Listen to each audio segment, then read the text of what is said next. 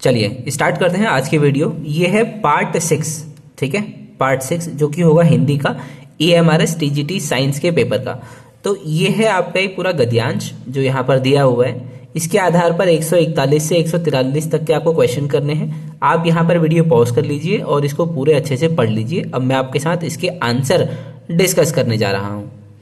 देखिए, पहला आपका क्वेश्चन है, भाषा के लिखित रूप विकास हो जाता है। ठीक है, भाषा का लिखित रूप विकसित हो जाता है। किससे विकसित होता है? सभ्यता और संस्कृति के विकास के द्वारा।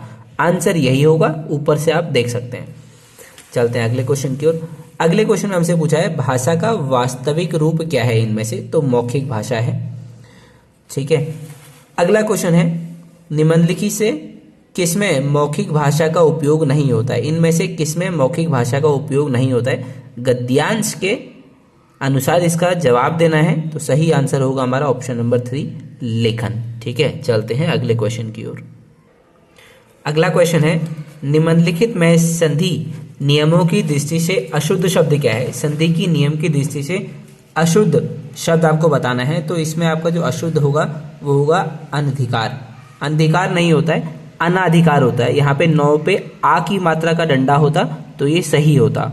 ठीक है, इसीलिए ये अशुद्ध का आंसर है। अगले क्वेश्चन की ओर चलते हैं। अगला क्वेश्चन है हमारा, निम्नलिखित में बहुव्रीहि समास किसमें है? आपसे क्या पूछा है? बहुव्रीहि। बहुव्रीहि क्या होता है? जो कि होता है गिरिधर। गिरिधर शब्द प्रयोग होता है भगवान श्री कृष्ण के लिए। ठीक है, तो इसीलिए ये बहुव्रीहि समास का आंसर है। अगला है, इनमें से भौरव का पर्यायवाची नहीं है। ठीक है, तो मनोभाव इसका नहीं है। बाकी ये तीनों जो हैं ये भौरे के पर्यायवाची शब्द होते हैं। अगला क्वेश्चन है हमसे, इसमें से हमें बताना है वो शब्द युग्म जो असंगत है। असंगत मतलब गलत है। तो आविर्भाव का क्या होता है? तिरोभाव। यही हमारा गलत है। बाकी 3 ऑप्शन जो है नीचे के ये बिल्कुल सही है। चलते हैं अगले क्वेश्चन की ओर। अगले क्वेश्चन में हमसे पूछा है, अनेक शब्दों के लिए एक शब्द और असंगत बताना है। असंगत मतलब जो गलत है। तो अधिक दिनों तक जीने वाला ये होता है चिरंजीवी। बुरा आचरण करने वाला दुराचारी। आदि से अंत तक आद्योपांत। लेकिन जो ये आयोजन करने वाला है इसको बोलते हैं आयोजक। तो यही हमारा गलत है, यही हमसे पूछा है। तो मतलब इसका आंसर क्या होगा? Option number 2। चलते हैं अगले क्वेश्चन में।